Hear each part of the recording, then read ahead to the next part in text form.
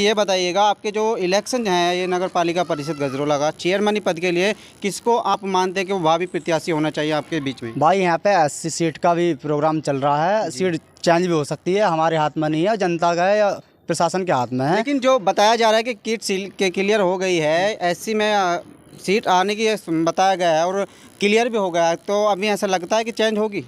भाई पक्का चेंज हो भी सकती है, ना भी हो सकती है। अगर नेता जो 2 महीने से तैयारी कर रहे थे उनका विचारों का एकदम से झटका देना ये गलत है। या तो पहली 80 सीट सितंबर या अक्टूबर में क्लियर होनी बहुत ज़रूरी थी, क्लियर होनी चाहिए थी। लेकिन बता दें आपको, सभी जो प्रत्याशी हैं वो तैयारी कर रहे थे, लेकिन झटका लगा। यहाँ पे सीट जो आनी चाहिए थी सामान्य में जिसी भी आनी चाहिए थी कैटेगरी, लेकिन झटका इतना तगड़ा लगा कि एससी में सीट आ गई है गजरोला की। और यहाँ पे खड़े हुए हैं, बता रहे हैं कि बहुत तगड़ा झटका लगा है। बहुत प्रत्याशी पहले से तैयारी कर रहे थे, कुछ नहीं बच पाया उनके पास, और यहाँ पे खड़े हुए हैं। सीधा जानने का प्रयास करते रहेंगे। ये बताइएगा, जो मुद्दा होना चाहिए अब इलेक्शन में, कौन से मुद्दे को लेकर आप वोटिंग करेंगे? शिक्षा के क्षेत्र में या कुछ रोजगार के क्षेत्र में? और अनेक से मुद्दे होते हैं कि उनके ऊपर भी आप वोटिंग करेंगे या नहीं?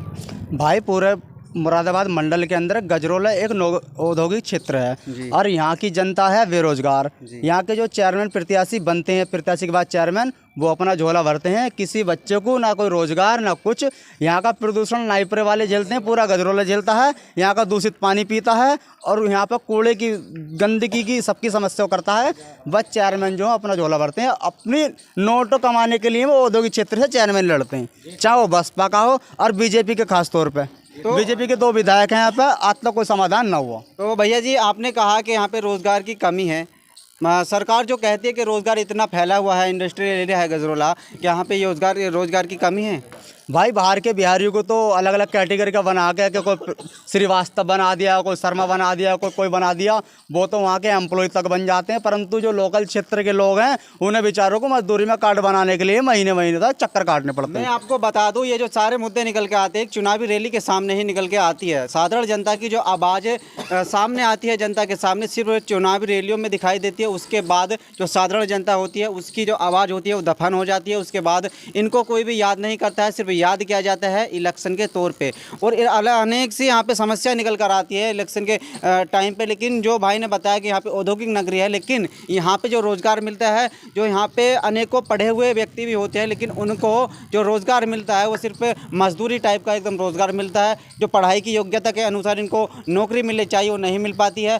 और बने रहेगा, हमारे साथ बूझने का प्रयास करते रहेंगे। तो भैया जी अपना नाम बताइएगा। मेरा नाम चंद्र प्रकाश है जी। ये बताइएगा, आपके जो इलेक्शन चलेगा, वोटिंग करेंगे, इसके लिए आपको सबसे मेन मुद्दा किसको मानेंगे? शिक्षा को, रोजगार को? और पहले शिक्षा, उसके बाद रोजगार, और उसके बाद जो हमारे ये गांव का पानी जो खराब हो गया, मैं कहना चाहता हूँ हमारे जुबिलैंड से पानी और लाइट मिलनी चाहिए। जो आपसे यहाँ पे चेयरमैन बनते हैं तो आते हैं वो यहाँ पे नहीं आते बनने के बाद?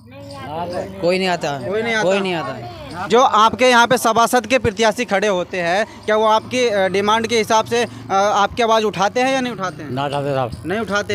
देवेंद्र नागपाल बन गए थे पहले। जी जी। वो आज तक नहीं आए। आज तक नहीं आए? हाँ, जीतने के बाद आज तक नहीं आए। इलेक्शन के टाइम पे आए थे यहाँ पे? नहीं जी, इलेक्शन के टाइम पे ही आते हैं, उसके बाद कुछ नहीं आते, कुछ भी नहीं।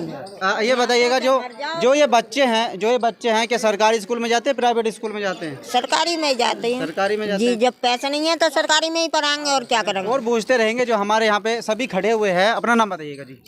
विजेंद्र जी। जो ये बच्चे खड़े हुए हैं, इनकी शिक्षा के लिए कि सरकारी में जाते हैं शिक्षा प्राप्त करने के लिए? और इनके माँ बाप के पास रोजगार तो है नहीं, ये बेचारे जो सरकारी स्कूल में पढ़ते हैं। यहाँ सामने DPS भी बना है, उसमें नहीं जा सकते? वहाँ की फीस कौन भरेगा?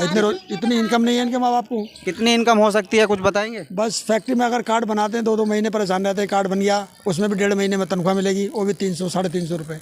तो विजेंद्र जी, ये बताइएगा, जो आपका मुद्दा होना चाहिए बेरोजगारी का, शिक्षा का, या बढ़ती हुई जो मांगे हैं, पब्लिक की मांगे हैं कि इतनी महंगाई कर दी हुई, किस मुद्दे को लेकर आप इनमें से एक मुद्दा चुनिएगा? किस मुद्दे को चुनेंगे? यहाँ के लोगों को रोजगार मिलना चाहिए जी, नंबर 1 तो। जी। दूसरी बात, लाइट की प्रॉब्लम है और पानी की प्रॉब्लम है। सारे दूषित पानी पीते हैं। दूसरी तो यहाँ पे जो पानी है वो वाटर लेवल एकदम बेकार है। बेकार है।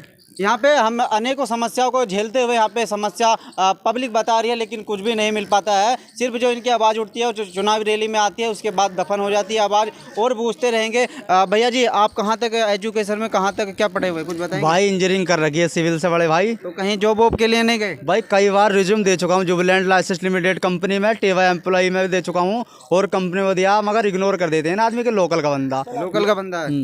मतलब यहाँ पे जो आपको बता दें कि यहाँ पे जो नौकरी मिलती है कि योग्यता के हिसाब से नहीं मिल पाती है, लोकल के हिसाब से आपको निकाल दिया जाता है। भाई ये जो चेयरमैन लड़ते हैं इस टाइम पे तो कहते हैं हम रोजगार दिलवाएंगे, जनता की सेवा करेंगे, बाद में सब कोई पूछता ना है, बस अपने ही जो बाहर के आदमी हुए पैसा लेकर लगावा जाए, कुछ अपने बाहर के लगा। अपना नाम बताइएगा, अपना नाम बताइएगा। अरे बताइएगा, बोल रहे से क्यों डर रहे हैं? अपना नाम बताइएगा और बूझेंगे यहाँ पे जो खड़े हुए हैं। भैया जी अपना नाम बताइएगा। यार बता दो। कुछ नहीं, अपना नाम बताइएगा। मेरा नाम माला देवी। ये बताइएगा, यहाँ पे जो आप दवाई के लिए जाते हैं, क्या यहाँ पे अस्पताल की सुविधा है या नहीं है? नहीं है, कुछ भी नहीं है। दवाई के लिए कहाँ पे जाते हैं? मुझे जाना पड़ती है बस्ती। बस्ती जाती हैं? वहाँ सरकारी अस्पताल में जाती हैं, प्राइवेट में? प्राइवेट में जाती हूँ। प्राइवेट, सरकारी में क्यों नहीं जाती? सरकारी में पैसे चाहिए। पैसे चाहिए, लेकिन वहाँ पे जो आपको चिकित्सा चाहिए वो सही नहीं मिल पाती ना? नहीं मिल बिल्कुल पाती? सही नहीं। बताइएगा, यहाँ पे जो जनता है सरकारी डिपार्टमेंट से हटती जा रही है, लेकिन सरकारी स्कूल को यूज़ करती है, उसमें सिर्फ गरीबों के बच्चे पढ़ते हैं। बता दें, सामने डीपीएस भी होते हैं, डीपीएस पब्लिक स्कूल होते हैं, लेकिन उनमें जो शिक्षा प्राप्त करते हैं वो बड़े बड़े अधिकारियों के, बड़े बड़े नेताओं के बच्चे उसमें पढ़ते हैं। लेकिन जो साधारण जनता हमारे सामने खड़ी हुई है, इनको सिर्फ सरकारी स्कूलों में जगह मिलती है, उसमें भी पढ़ाई नहीं की जाती है। पढ़ाई के नाम पे इनको मिड डे मील दिया जाता है खाने के लिए, उसको खिलाने के बाद इस तरह से मैं मानता हूं कि इस तरह से इनको पढ़ाया जाता है ताकि पढ़ लिख कर जो सरकारें बनती हैं उनसे कोई क्वेश्चन ना कर सके। यदि ये पढ़ेंगे बच्चे, पढ़ लिख कर अपना हक मांगेंगे तो सिर्फ सरकार से मांगेंगे। अब जब पढ़ेंगे नहीं तो सरकार से हक कहाँ तक मांगेंगे? जो भी यहाँ पे समस्या है, हमने ग्राउंड रिपोर्ट आपको दिखाने का पूरा प्रयास किया और थोड़े बहुत समस्याओं के बारे में जानेंगे। भैया जी ये बताइएगा, यहाँ पे जो बिजली की आप समस्या बता रहे थे, क्या समस्या बिजली में? भाई बिजली का कोई टाइम ना, किस टाइम आवे, जब खाना बनाने का टाइम होता तो महिलाओं को दिक्कत होती है, उस टाइम बिजली भाग जाती है। तो नगर पालिका में है, नगर पालिका में भी ऐसा होता है बिजली में? बिल्कुल होता है। हम तुम्हें हमारे साथ रहना, हम दिखाएंगे तुम्हें। सुबह को 7 बजे भाग जाएगी तो आएगी 10 बजे। ऐसा तो नहीं है कि आप झूठ बोल रहे हैं? भाई मैं क्यों झूठ बोलूंगा, मेरा कोई उद्योग थोड़ा ही चल रहे हैं बिजली से जो मैं झूठ बोलूंगा। सही बता रहे हैं ना? हाँ। बताइएगा, नगर पालिका चुनाव एकदम जोरों से चल रहे हैं, लेकिन जहाँ पे आपको बता दें गाँवों में तो चलो जैसा भी होगा चल ही जाएगा, लेकिन नगर पालिका के गाँवों में जहाँ पे वार्ड लगते हैं नगर पालिका के, वहाँ पे ऐसी समस्या देखने को मिलेगी तो क्या हो सकता है जनाब? थोड़ा तो बताने का प्रयास कीजिए, क्योंकि ये साधारण जनता। राशन कार्ड नहीं बना अभी तक किसी का, जो जिनकी भी शादियाँ हो गई हैं, जी जी, जो भी मेंबर या चेयरमैन बने, अभी तक किसी का राशन कार्ड नहीं बनाया उन्होंने। तो आपने कहीं इसकी शिकायत की? राशन कार्ड नहीं, अभी तक नहीं की है। शिकायत नहीं की? क्यों नहीं की भैया जी? बस इसी वजह से ना कही, क्योंकि गाँव के हैं सब, ये है इस वजह से। लेकिन कहाँ तक समस्या को कोई बताएगा? इनकी इतनी समस्या है, अगर समस्या को लिखना चाहेंगे तो पूरी पता नहीं क्या हो सकता है, लेकिन इनकी समस्या नहीं निपट सकती हैं, क्योंकि जिनको अधिकारियों को इनकी समस्या सुनने का टाइम नहीं हो पाता है तो कहाँ से हमारा देश आगे चल सकता है? बताते चले, किस डिपार्टमेंट में किस समस्या को लेकर जाता है कोई गरीब अपनी समस्या को लेकर, वहाँ पे कहा जाता है कि इस डिपार्टमेंट से उस डिपार्टमेंट में जाइएगा, लेकिन समस्या को कोई सुनेगा जब भी तो उनका निवारण होगा। कोई सुनेगा नहीं तो कहाँ से इनका निवारण हो सकता है? भैया जी ये बताइएगा, जो सरकारी अस्पताल इस वार्ड में है या नहीं है? नहीं है। इस वार्ड में नहीं है। कहाँ पे जाते हैं चिकित्सा के लिए? चौराहे पे, थाने चौराहे पे। प्राइवेट में जाते हैं या सरकारी में? थाने उस पर जाना पड़ता है, सरकारी में ही। सरकारी में क्या वहाँ पे सही सुविधा मिलती है या नहीं? सरकारी में मैं तो अभी तक गए नहीं हूँ, घर के जाते हैं तो उन्हें सुविधा नहीं मिलती है पूरी। सुविधा नहीं मिल पाती है? क्या दवाई वहाँ पे मिलती है या बाहर से लिख देते हैं? बाहर से लिखते हैं, वो अंदर से पर्ची काटते हैं। भैया जी खड़े हुए हैं और जानेंगे, अपना नाम बताइएगा। मिंटू शर्मा नाम है मेरा। मिंटू शर्मा जी, अब के जो इलेक्शन होगा, आप किस मुद्दे को लेकर वोटिंग करेंगे? शिक्षा, बेरोजगारी या बढ़ती हुई महंगाई को? माँ को चलो हम दिखाएं, क्या दिखाएं? चलिएगा, कुछ दिखाने का प्रयास करते हैं। यहाँ पे जो यहाँ पे बता दे, सरकारी यहाँ पे कॉलोनी बनी हुई है, लेकिन यहाँ पे जो पूरी यहाँ पे समस्या बनी हुई है, जो सुविधा होनी चाहिए वो नहीं हो पाती है। नहीं बताऊंगा। आगे चलते रहिएगा, आगे चलिएगा, आगे चलिएगा। ये बताइएगा, यहाँ पे जो ये इधर सुनिएगा, यहाँ पे पानी की, बिजली की सुविधा सही है या नहीं? पानी देखो, ये नल देख लो, पानी चलता है या नहीं है? पानी चलता है या नहीं चलता है? पी नहीं सकते आप इसका पानी? पी नहीं सकते? हाँ जी। तो ये लगा किस लिए है?